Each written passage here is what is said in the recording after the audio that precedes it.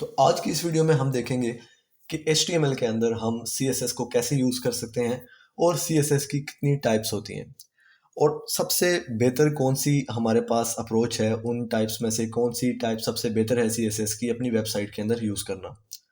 तो स्टार्ट करते हैं CSS की टाइप से। बेसिकली CSS के अंदर 3 टाइप्स होती हैं। एक होती है हमारे पास एक्सटर्नल CSS, एक होती है हमारे पास इंटरनल CSS और एक होती है हमारे पास इनलाइन CSS। अब ये तीनों काम क्या करती हैं? तीनों का काम बस हमारे वेब पेज को हमारी वेबसाइट है उसको स्टाइल करना है, लेकिन अप्रोच डिफरेंट है, उनको यूज़ करने का तरीका थोड़ा सा डिफरेंट है। कोड सेम होगा, CSS का कोड सेम होगा, सिर्फ उनको कॉल करना डिफरेंट होगा। अब हम देखते हैं बारी बारी उन सबको देखते हैं, लेकिन उससे पहले अगर आपने अभी तक कोई आपको नहीं पता कि मैं ये कोड एडिटर कौन सा यूज़ कर रहा हूँ, तो आप सिंपली गूगल पे जाकर आप सर्च कर सकते हैं VS कोड। तो वहाँ से आप ये डाउनलोड कर सकते हैं। VS कोड में कोडिंग करना काफ़ी ज़्यादा आसान होता है। इंस्टेड ऑफ हम नॉर्मल जो है वो कोई भी टेक्स्ट एडिटर मतलब नोट पैड या किसी ऐसे के अंदर काम करें, तो VS कोड के अंदर काम करना हमारा आसान होता है। तो इस वजह से मैंने इसको ऑलरेडी डाउनलोड किया हुआ है। इसकी इंस्टॉलेशन बहुत सिंपल है, बस आप जाके डाउनलोड VS कोड लिखेंगे और वहाँ से जाके नेक्स्ट नेक्स्ट नेक्स्ट करेंगे और ये आपके सिस्टम में इंस्टॉल हो जाएगा। अब मैंने HTML का बेसिक स्ट्रक्चर क्रिएट किया हुआ है। यहाँ पे आके लेट से मैं लिखता हूँ H1 हेलो वर्ल्ड, ठीक है। कोई भी प्रोग्रामिंग लैंग्वेज है, हम उसको हेलो वर्ल्ड से ही उसका पहला प्रोग्राम लिखते हैं, ठीक है। अब पहली तो बात है HTML प्रोग्रामिंग लैंग्वेज नहीं है, लेकिन फिर भी मैंने हेलो वर्ल्ड लिख दिया।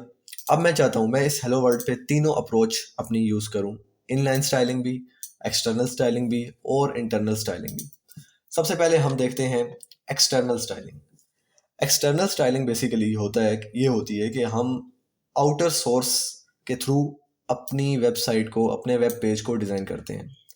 मतलब हम एक नई फाइल बनाते हैं, जिस फोल्डर में मैं हूँ मैं वहीं पे एक नई फाइल बना लेता हूँ। लेट से मैं यहाँ पे एक नई फाइल बनाता हूँ टेक्स्ट डॉक्यूमेंट, और इसका मैं नाम देता हूँ style.css। आप इसका कुछ भी नाम दे सकते हैं। मैंने style.css दिया, आप जो भी देना चाहें आप इसका नाम यहाँ पे रख सकते हैं। और मैं भी इसको भी VS कोड के अंदर ओपन कर लेता हूँ और यहाँ पे आके मैं कहता हूँ H1 बैकग्राउंड कलर एक्वा।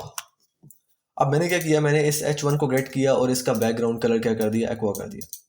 लेकिन अभी अगर मैं इसको रन करूंगा, रन करने के बाद, सेव करने के बाद रन करूंगा, तो कुछ भी आउटपुट में नहीं आ रहा।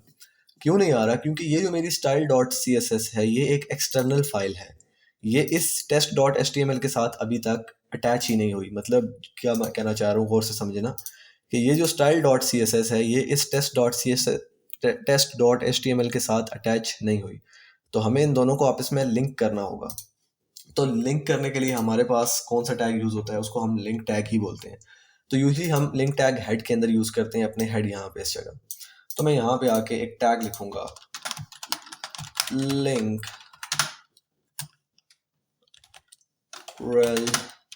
मैं आपको ये समझाता हूँ, स्टाइल शीट और src इक्वल टू, उसका नाम क्या था, style.css। इसको मैं इसके अंदर डालता हूँ। देखते हैं। अच्छा, ये अभी भी रन नहीं हुआ। मैं देखता हूँ मैंने क्या गलती की है। तो यार मैंने यहाँ पे src नहीं लिखना, मैंने यहाँ पे href लिखना है। तो अब इसको सेव करता हूँ और ये देखिए मेरे पास बैकग्राउंड कलर एक्वा अप्लाई हो चुका है। तो मैंने क्या किया, मैंने एक लिंक का टैग लिया, उसके अंदर मैंने उसको बताया कि ये मेरे पास एक स्टाइल शीट है। CSS की जो फाइल होती है उसको हम स्टाइल शीट भी बोलते हैं, कि यार एक स्टाइल शीट उठानी है। और कहाँ से उठानी है, उसका href, उसका पाथ क्या है, उसका पाथ है style.css, मतलब उसका नेम क्या है, style.css। तो यहाँ से तुम उठा लो, ठीक है। और वो इसको उठाएगा और उसके अंदर देखेगा क्या पड़ा हुआ है। उसके अंदर पड़ा हुआ है कि H1 जितने भी हैं उनका बैकग्राउंड कलर एक्वा कर दो। तो अभी के लिए हमारे पास एक ही H1 है, तो इस वजह से इसका बैकग्राउंड कलर एक्वा हो रहा है। अब अगर यहाँ पे लेट से मैं कोई और लगाना चाहूँ, बॉडी बैकग्राउंड कलर, और यहाँ पे हम कर देते हैं इसको, यार कौन सा करूँ, आई थिंक ये ठीक रहेगा, चॉकलेट। सेव करते हैं, सेव करने के बाद रिफ्रेश करते हैं, तो ये देखें बॉडी का कलर भी चेंज हो चुका है। तो जितनी भी आप स्टाइलिंग, कहने का मतलब ये है कि जितनी भी आप स्टाइलिंग यहाँ पे करना चाहें वो आप इस पेज पे लेके आ सकते हैं एक्सटर्नल लिंक के थ्रू।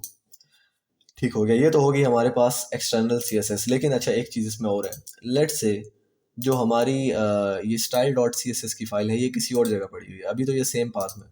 तो लेट्स से यहाँ पे एक फोल्डर है और उसका नाम है स्टाइल्स, और उस फोल्डर के अंदर ये फाइल जो है वो पड़ी हुई है।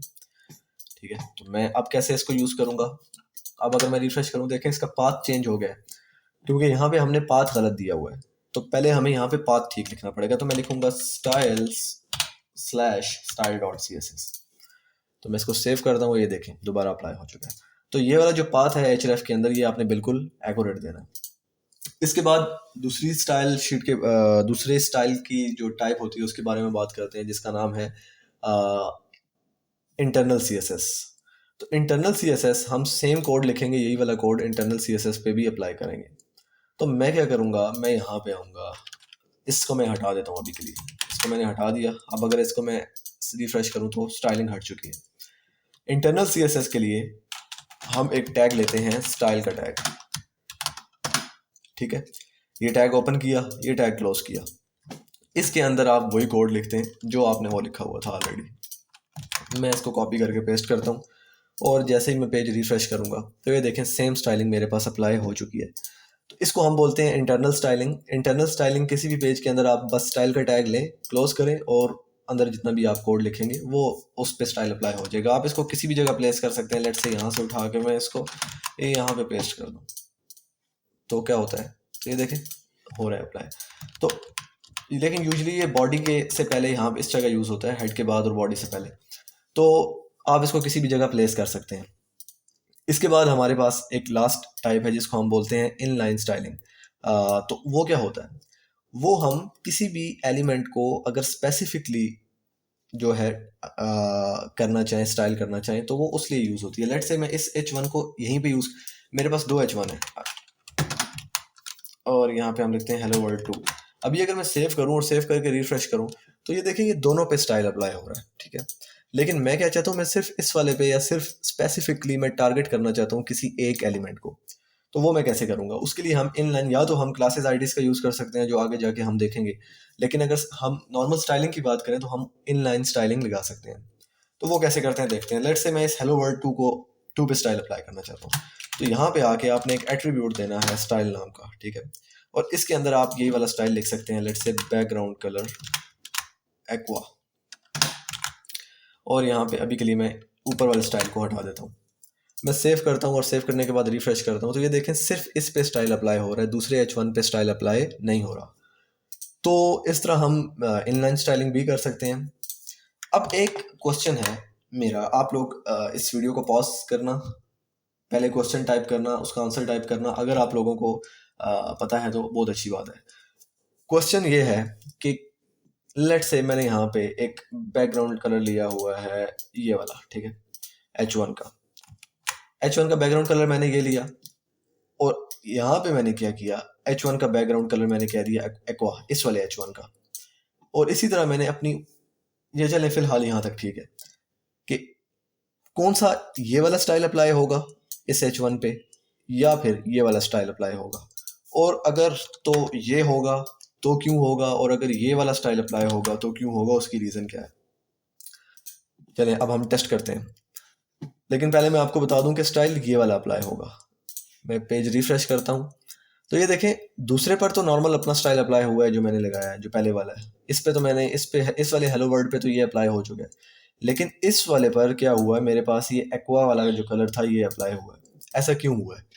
ये बेसिकली हमारे पास प्रायोरिटी होती है, जो सबसे ज़्यादा प्रायोरिटी होती है वो होती है हमारे पास इनलाइन स्टाइलिंग की। इसने क्या किया है, इसने प्रीवियस वाले, सबसे पहले बैकएंड पे हुआ क्या है आपने ये चीज़ समझनी है।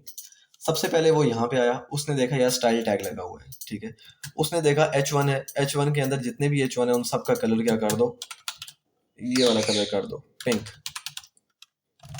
ठीक है, पिंक बोलूंगा मैं इसको।